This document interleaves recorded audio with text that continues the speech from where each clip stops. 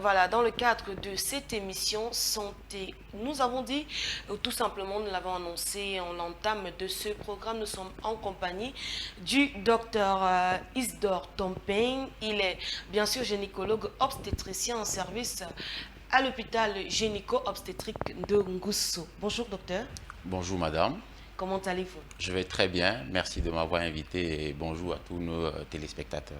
Ok, super. Puisque vous êtes là, je crois que vous allez davantage éclairer notre lanterne à nous, ici et bien sûr aux téléspectateurs, parce que faudrait le dire, si je vais être sincère, si je ne m'étais pas spécialisée ou tout simplement intéressée à la santé, je n'aurais pas découvert qu'il y a une maladie ou alors une pathologie qui porte le nom d'endométriose. Donc justement, puisque vous êtes là, vous allez davantage éclairer notre lanterne et puis comme premier jet comme ça, je vais poser la question, c'est quoi l'endométriose? Merci madame de me poser la question.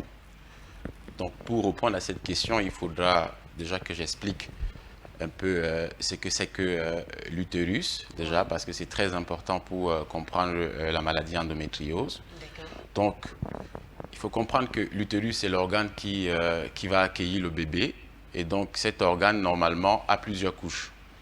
Ok?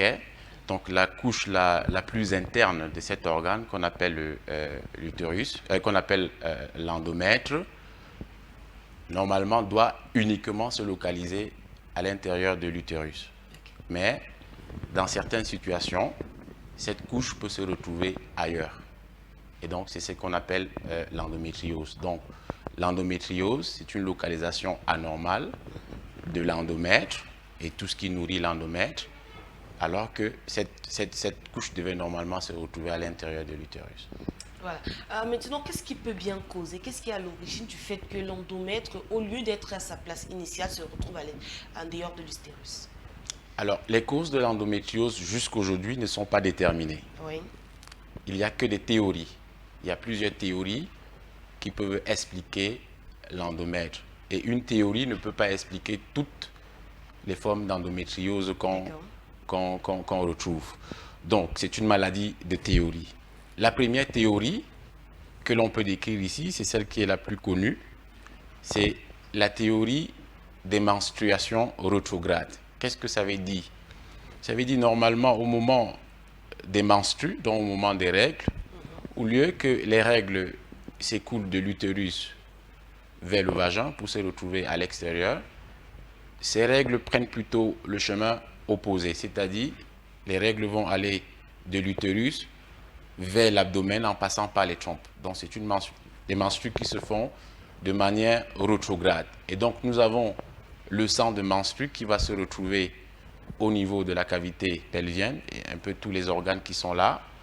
Et donc à l'intérieur de ces menstrues, vous aurez des implants. Donc dans certaines conditions, ces implants vont pénétrer le tissu de voisinage qu'ils vont retrouver.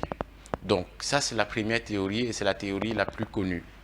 À côté de cette théorie, on peut aussi avoir d'autres théories. Parce que la théorie des menstruations rétrogrades ne peut pas expliquer pourquoi une femme qui n'a pas l'utérus a l'endométriose. Parce que vous pouvez ne pas avoir l'utérus, mais vous avez l'endométriose. Il y a aussi des hommes qui peuvent avoir des endométrioses vraiment, mais c'est extrêmement rare. Et comment est-ce qu'on peut expliquer ça? Alors, il y a certains tissus dans l'organisme qui ont la capacité de se transformer en d'autres tissus. C'est ce qu'on appelle une métaplasie. Donc, ces tissus peuvent se transformer en tissu endométrial et donc donner une localisation anormale de l'endomètre qu'on va appeler donc l'endométriose. Donc ça, c'est la deuxième théorie. L'autre théorie, c'est la transplantation. Imaginez-vous qu'au cours d'une chirurgie ou d'un geste invasif, on peut déplacer le tissu endométrial de la cavité utérine vers un autre site. C'est pour cela que parfois, vous voyez, après une césarienne, vous avez une patiente qui a des douleurs au point de cicatrice et peut développer une endométriose au niveau de sa cicatrice. Donc ça, c'est une transplantation. Maintenant, ça n'explique pas aussi pourquoi est-ce qu'on peut aussi avoir l'endométriose dans le cerveau. On peut avoir l'endométriose dans les poumons, on peut avoir l'endométriose dans le cerveau, tout simplement parce que par voie lymphatique, donc ça peut passer par des vaisseaux sanguins, des vaisseaux lymphatiques pour se retrouver un peu à distance de l'utérus. Maintenant, tous ces phénomènes généralement surviennent dans un contexte préparé. Donc il y a des prédispositions parfois génétiques ou bien des patientes qui ont des déficits immunologiques dont l'organisme ne peut pas se débarrasser des cellules. Et donc tout ça peut concourir à l'apparition de l'endométriose.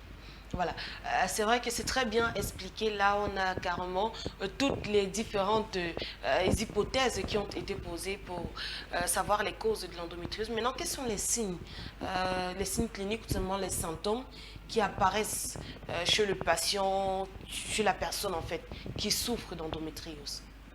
Alors, il faut noter qu'il y a deux principales manifestations de l'endométriose. Oui. La première manifestation, c'est la douleur. C'est la douleur, la première manifestation. Et cette douleur peut se présenter sous plusieurs formes. Généralement, ce sont des douleurs chroniques, c'est-à-dire la patiente a l'habitude d'expérimenter ces douleurs et qui surviennent généralement pendant les règles. Donc, c'est une douleur pelvienne qui survient généralement ou alors qui est aggravée par des règles. Ça, c'est la première manifestation. Mais cette douleur aussi peut survenir pendant les rapports sexuels. Donc, vous avez des femmes qui ont des douleurs extrêmement importantes pendant les rapports sexuels, ce qui peut même parfois empêcher les rapports sexuels. Et c'est un réflexe dans le vaginisme chez la femme qui ne veut absolument pas avoir des rapports sexuels à cause de ces douleurs. Donc, si vous avez une localisation rectale de l'endométriose, parfois vous pouvez avoir des douleurs au moment de la défécation, parfois même un peu de sang qui peut sortir au moment de la défécation, et ce, beaucoup plus pendant votre période de menstruation. Vous pouvez aussi avoir des douleurs au niveau urinaire, c'est-à-dire si vous avez une localisation vésicale, parfois, quand vous allez pour uriner, vous avez cette petite douleur. Mais il y a des formes un peu atypiques, c'est-à-dire vous avez une femme qui a des douleurs thoraciques à chaque fois qu'elle a les menstrues.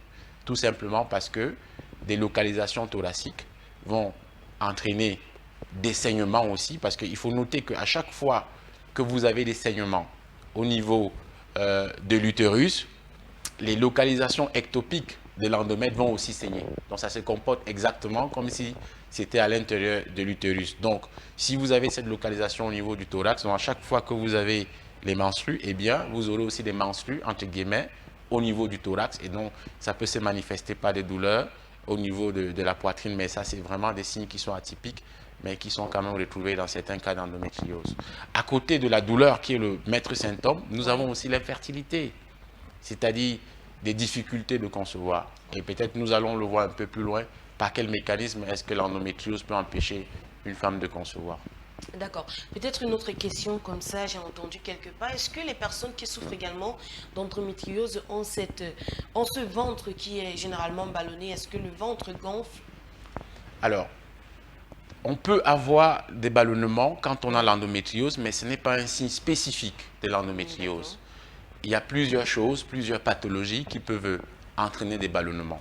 Alors, qu'est-ce que j'entends par ballonnement? Parfois, on a l'impression de voir une masse au niveau abdominal. Si vous avez l'endométriose qui a infiltré votre utérus, parfois l'utérus peut prendre du volume et vous pouvez palper cette masse au niveau pelvien, donc ça va vous donner l'impression d'avoir une masse. Donc ça, c'est une localisation spécifique de l'endométriose qui peut donner cette masse. Et également aussi, l'une des formes d'endométriose qui peut donner des masses, c'est l'endométriose au niveau de l'ovaire. C'est-à-dire vous avez des implants au niveau de l'ovaire et à chaque fois que vous saignez, c'est-à-dire quand vous avez vos menstrues, les ovaires saignent aussi. Donc, et ce liquide-là va s'accumuler à l'intérieur de l'ovaire et au fur et à mesure que les mois avancent, que vous avez des menstrues, l'ovaire va prendre du volume progressivement et vous aurez une sensation d'un abdomen qui est ballonné. Mais comme je l'ai dit tout à l'heure, ce ne sont pas les premières manifestations d'une endométriose, mais il faut y penser. D'accord. Merci docteur déjà pour vos éclaircies jusqu'à présent. Maintenant, on s'interroge qui peut avoir l'endométriose? En fait, qui est sujet à avoir l'endométriose et également la tranche d'âge? Merci pour votre question. Pour répondre à cette question, cela va m'amener à vous parler de l'épidémiologie de l'endométriose. Oui. Déjà, il faut noter que dans la population globale, la fréquence est aux alentours de 6 à 10%. Oui. Ça, c'est globalement. Donc, quand vous prenez une population dans sa globalité. Maintenant, quand vous essayez de prendre un sous-groupe de patientes qui ont des difficultés de conception, cette fréquence augmente. C'est-à-dire, si vous avez des femmes qui ont des difficultés de conception, au sein de ces femmes, le taux d'endométriose est plus élevé. Donc, nous sommes aux alentours de 40-50%. Et si vous ajoutez la douleur à l'intérieur, vous aurez un taux qui sera aux alentours de 80%. Ça veut dire 80% des femmes qui ont des difficultés de concevoir et qui ont des douleurs chroniques peuvent présenter des lésions endométriosiques. Maintenant, les autres facteurs de risque, c'est-à-dire qui est à risque de développer la maladie, je vous l'ai dit tout à l'heure, c'est généralement la femme, parce que nous avons aussi des cas chez les hommes, je vous ai expliqué tout à l'heure. Donc, la femme, être déjà une femme, c'est un facteur de risque, et c'est une pathologie qui survient volontiers après la puberté. C'est-à-dire quand vous expérimentez déjà vos premières règles. Donc, et des femmes qui ont des règles qui sont un peu courtes, ce sont des femmes qui sont un peu à risque parce que à chaque fois, les ovaires sont sollicités. Il faut rappeler que l'endométriose, c'est une pathologie qui est hormonosensible, c'est-à-dire c'est une pathologie qui répond aux hormones. Donc, quand les ovaires qui produisent les hormones commencent déjà à bien fonctionner au moment de la puberté, eh bien, vous êtes à risque de développer cette pathologie. Dans la famille également, si dans votre famille, hein, si vous avez la maman ou bien la sœur qui est porteuse d'une endométriose, vous êtes à risque de développer 10 fois plus d'endométriose que quelqu'un qui, dans la famille, n'en a pas. Si vous êtes des jumelles aussi, également, surtout si vous êtes des vraies jumelles, là, le taux est extrêmement très élevé. Avant, on pensait que c'était la maladie de la race blanche, mais tout simplement parce qu'on n'avait pas la possibilité de les diagnostiquer. Donc, le diagnostic, généralement, c'est fait par la paroscopie, non la cœlioscopie, qui est une intervention à ventre fermée où vous entrez dans le ventre avec la caméra.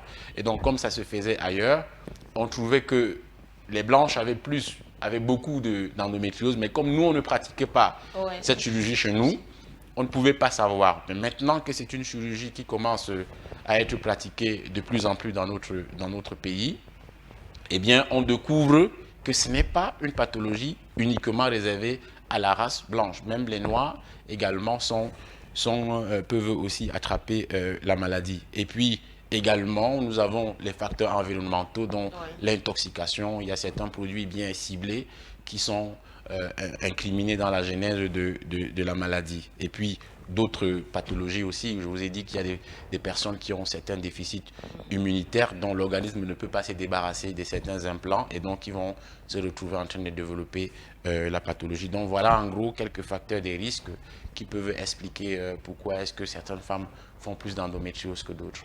Voilà. Maintenant, comment diagnostiquer et qui peut même diagnostiquer la maladie? Est-ce qu'il y a un test spécifique qui est fait? Est-ce qu'à la maison, si j'observe déjà ces différents symptômes, je peux dire, là j'ai l'endométriose? Alors, le diagnostic de l'endométriose se base sur déjà les symptômes.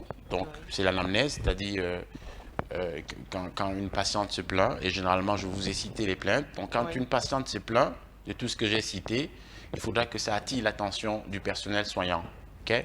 Donc, on se base déjà sur les plaintes de la patiente, avec des symptômes qui sont en rapport avec l'endométriose, et en plus de cela, on va mener un examen clinique assez complet, mais qui parfois ne retrouve rien. Donc, on peut vous examiner, on ne retrouve rien. Ça ne veut pas dire que vous n'avez pas l'endométriose, mais quand vous avez l'endométriose, il y a certains signes qui ne trompent pas. Surtout dans les endométrioses profondes, vous pouvez avoir des indurations où vous ne devez pas avoir. Donc, les endroits qui sont supposés être souples, vous sentez que c'est un peu dur, c'est un peu induré. Ça, c'est des signes qui, associés à la plainte de la patiente, peuvent vous orienter vers le diagnostic. Mais le diagnostic est généralement encore plus précisé avec des examens paracliniques. Donc, ici, nous avons l'apport inestimable de l'échographie.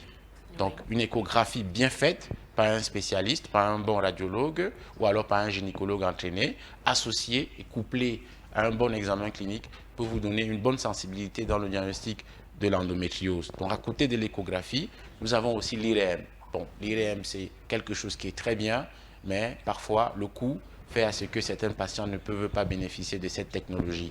Maintenant, le gold standard, c'est-à-dire ce qu'il faut toujours faire, c'est la laparoscopie. Donc c'est une chirurgie mini-invasive qui va donc consister à faire des petits trous sur le ventre et puis entrer avec la caméra.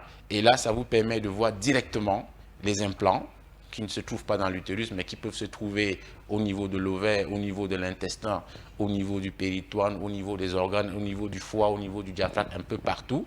Et au cours de cette opération, vous pouvez prélever un petit tissu, cet implant, que vous allez analyser au microscope. Donc c'est le microscope qui va vous dire, et là je vois des lésions qui ressemblent à des lésions endométriosiques. À partir de ce moment, on pourra faire le diagnostic. Mais il faut noter aussi qu'il y a des patientes qui n'ont pas de symptômes. Donc parfois, il y a des formes asymptomatiques où on découvre de manière fortuite, peut-être vous êtes allé faire une échographie ou bien vous êtes allé pour quelque chose, on vous dit, non, tiens madame, vous avez l'endométriose. Donc, ce n'est pas parce que vous n'avez pas de manifestations que vous n'avez pas l'endométriose. Donc, ce qui devient donc intéressant, c'est donc l'apport de ce qu'on appelle les biomarqueurs. C'est-à-dire, ce sont des choses qui sont sécrétées spécifiquement par le tissu endométriosique, c'est-à-dire l'endométriose, et que l'on va retrouver dans le sang ou bien dans les crachats ou bien dans les urines, ce qui va donc nous amener à faire certains tests sanguins et aujourd'hui les tests salivaires pour permettre de savoir si vous avez ou pas des lésions endométriosiques. Ok, c'est super. Voilà, docteur, si j'ai bien compris vos explications tout à l'heure, vous avez dit les femmes qui n'ont pas encore procréé ou bien qui ont des difficultés à procréer sont plus prédisposées à faire une endométriose. Oui, c'est-à-dire, oui, on retrouve plus d'endométriose chez les femmes qui ont des difficultés à concevoir. Et surtout, celles qui présentent des douleurs chroniques. Voilà. Est-ce que donc la stérilité, parce que vous avez dit, est-ce que ces stérilités, ces pseudo-stérilités, si je peux dire, est la seule complication qui arrive après l'endométriose? Bon, ce n'est pas la seule complication qui arrive avec l'endométriose. Il faut dire que toutes les femmes qui ont l'endométriose ne présentent pas une infertilité. Oui. Parfois, c'est une subfertilité, c'est-à-dire elles peuvent avoir des difficultés, mais il y a beaucoup de femmes qui conçoivent et qui accouchent malgré le fait qu'elles présentent l'endométriose. Mais peut-être que pour repréciser votre question, peut-être qu'il s'agit peut-être de l'impact qu'a l'endométriose chez une dame. Oui, alors, les complications. Voilà, les complications, voilà. Alors, l'impact, il faut savoir déjà que c'est une douleur chronique, l'endométriose. C'est une douleur chronique, c'est-à-dire à l'approche de chaque règle, c'est un cauchemar pour la femme. C'est une femme qui est anxieuse, parfois il y a la dépression et le tout va impacter sur la qualité de vie. La qualité de vie déjà pour la patiente parce que c'est quelqu'un qui est absentéiste, donc si elle allait à l'école, elle ne va plus à l'école, si elle va au travail, elle ne va plus au travail. Donc vous voyez que le rendement va sérieusement baisser pour la patiente, que ce soit pour elle ou bien au sein de l'entreprise où elle travaille, ainsi de suite.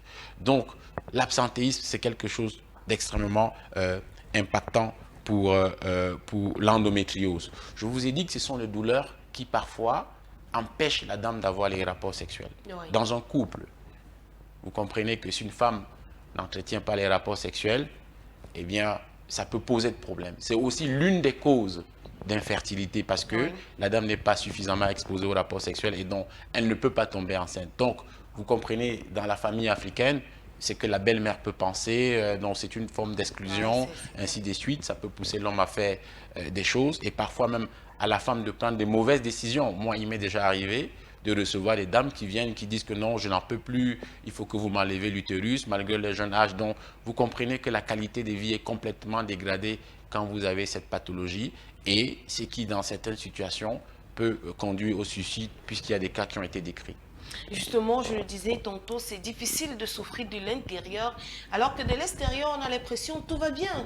Pourtant, la douleur est interne et à chaque fois qu'on voit les règles s'approcher, venir, on a cette tendance à être dépressive, on a comme l'impression qu'on ne voudrait plus vivre cette période à cause de la douleur, bien sûr. Voilà. Et tout à l'heure, vous avez dit, il existe... Est-ce qu'on peut prendre ça comme des types de les différentes formes de la maladie? Parce que vous avez dit, parfois le cerveau est touché, parfois ce sont les poumons, ce sont les différents types d'endométriose. Alors, ce que vous venez de citer, ce sont les différentes localisations de l'endométriose. C'est différent. Il y a globalement... Vous avez deux grands groupes d'endométriose. Vous avez l'endométriose externe, c'est-à-dire c'est quelque chose qui est à l'extérieur de l'utérus, comme je vous ai dit. vous avez des implants qui n'ont rien à voir avec l'utérus, ça se situe ailleurs. Ouais. C'est ce qu'on appelle vraiment l'endométriose. Mais maintenant, vous avez une ancienne appellation qu'on appelle l'endométriose interne, c'est-à-dire au lieu d'être à l'intérieur de l'utérus, ça va plutôt infiltrer les couches qui sont sous-jacentes, c'est-à-dire ça va infiltrer la chair de l'utérus, il faut parler comme au quartier, c'est-à-dire le myomètre. Donc, c'est une endométriose qui est interne. Et maintenant, l'endométriose externe peut se diviser en 3 grands groupes. Okay? Vous avez l'endométriose au niveau de l'ovaire. Hein, donc, vous avez des ovaires qui vont aussi régler à chaque fois que la femme a ses menstrues. Et donc, les règles vont s'accumuler progressivement dans l'ovaire. Et donc, ça va donner un gros kyste. Donc, c'est un kyste endométriosique de l'ovaire. Ça, c'est la première forme. La deuxième forme, c'est que vous avez des implants superficiels. C'est-à-dire, c'est juste posé sur les organes. C'est ce qu'on appelle l'endométriose péritonéale ou bien l'endométriose superficielle. Et maintenant, le troisième grand groupe, ce sont les endométrioses profondes. C'est-à-dire, ça va dans les profondeurs. Ça peut se retrouver au niveau du rectum, ça peut se retrouver entre le rectum et le vagin, ainsi de suite. Donc, globalement, voilà les 3 groupes, les 3 grands groupes de l'endométriose que l'on peut avoir, excepté l'adénomiose qui est une forme assez spécifique que l'on retrouve à l'intérieur de l'utérus. Maintenant, pour les localisations, puisque vous l'avez cité, il y a plusieurs localisations. Vous pouvez avoir des localisations même au niveau du cerveau. Vous pouvez avoir des localisations au niveau du thorax, c'est-à-dire à chaque fois que vous avez des menstrues, vous avez du sang qui se collectionne aussi au niveau du thorax. Et là, il faut être vigilant pour penser à une endométriose. Vous avez des implants au niveau du foie, au niveau de la rate, au niveau des intestins, au niveau de la vessie. Et toutes ces localisations ont des manifestations assez spécifiques. D'accord, merci beaucoup. La précision valait la peine. Est-ce qu'on peut guérir de l'endométriose? Est-ce que ça se soigne? Alors, c'est une pathologie chronique déjà. Donc, le gros défi ici, c'est de poser le diagnostic. C'est de poser le diagnostic. Une fois que le diagnostic est posé, il y a une prise en charge qu'il faut mettre en place. Et la prise en charge, généralement, nécessite une approche multidisciplinaire. Je vous ai dit que tous les organes peuvent être concernés. Donc, le médecin généraliste va voir le patient, le gynécologue va voir le patient, le radiologue qui doit aider avec l'échographie et l'IRM doit voir le patient, le chirurgien digestif, le chirurgien thoracique. C'est une approche vraiment multidisciplinaire et il ne faut jamais oublier la composante psychologique. Donc, ce sont des patientes qui ont besoin d'être accompagnées sur le plan psychologique. Donc, il faudra absolument qu'un psychologue soit associé. Donc, ce sont des femmes qu'il faut accompagner. Oh, on peut les accompagner de plusieurs façons. Par exemple, en France, vous avez l'association Endo-France, donc qui s'occupe un peu des questions sur l'endométriose, qui fait des propositions. Il y a des subventions pour les malades qui ont l'endométriose. Pourquoi pas ne pas l'implémenter chez nous, par exemple, ici, pour pouvoir permettre aux femmes qui ont l'endométriose de se retrouver, de discuter entre elles et de donner des conseils aux autres, aux nouvelles qui viennent, parce que c'est quelque chose qui est extrêmement déprimant. Et pourquoi pas solliciter même l'appui d'un individu lambda pour subventionner les médicaments, parce que les médicaments qu'on utilise pour l'endométriose sont extrêmement coûteux et parfois ce n'est pas à la portée des malades. D'accord. Merci docteur, mais est-ce que c'est transmissible? Alors, on a vu des facteurs des risques. Dit que c'est transmissible, peut-être ce n'est pas le terme. On a vu qu'il y avait des facteurs des risques, c'est-à-dire des choses qui pouvaient augmenter le risque d'avoir une endométriose. Mais malheureusement, la plupart de ces facteurs de risque ne sont pas modifiables. On ne peut pas les changer. Donc, c'est difficile donc de les prévenir ou bien voilà, de faire comme ça. Mais je vous ai dit tout à l'heure qu'il pouvait avoir une prédisposition génétique, donc notamment les parents de premier degré. Si votre mère, si votre soeur est atteinte, vous avez 10 fois plus de risque d'avoir l'endométriose que quelqu'un qui n'a pas des parents de premier degré qui sont atteints. D'accord, docteur, nous allons chuter ou tout simplement essayer de clôturer à un autre niveau en parlant de la prévention.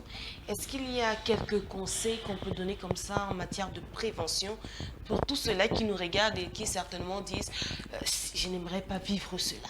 Comment dois-je me comporter pour éviter?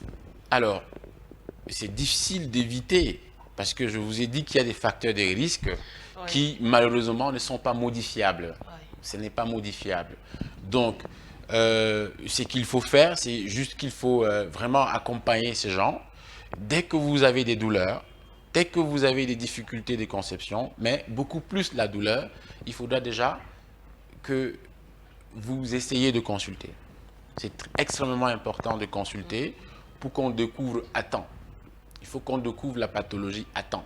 Maintenant, je vous ai dit tout à l'heure qu'il y a des tests qui sont en train d'être voilà, produits sur le marché. Il y a des tests salivaires qui vont permettre de savoir si quelqu'un a des lésions endométriosiques ou pas et donc se préparer pour affronter toutes les difficultés qu'elle peut rencontrer. Je vous ai donné les différents impacts que l'endométriose pouvait avoir chez la patiente ou bien même autour de son entourage. Donc, parler de prévention, c'est un peu difficile, mais il faudra vraiment adapter une prise en charge. Il faudra déjà que quand la patiente a des douleurs, il faudra qu'elle consulte, il faudra qu'on l'accompagne, qu'on fasse le diagnostic et qu'on fasse une prise en charge qui est assez appropriée pour la patiente et surtout encourager la maternité parce que je vous ai dit, c'est quelque chose qui impacte énormément dans la fertilité et vous savez, la fertilité en milieu africain, c'est quelque chose de très important. Ça peut impacter sur la fertilité par plusieurs mécanismes. Donc, ça peut aller bloquer les ovaires, ça peut faire à ce que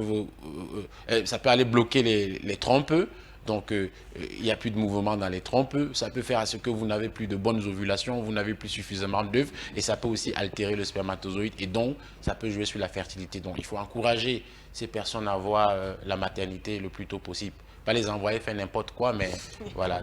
Oui, je crois qu'on a compris. Voilà. Et donc, maternité rapide ou tout simplement...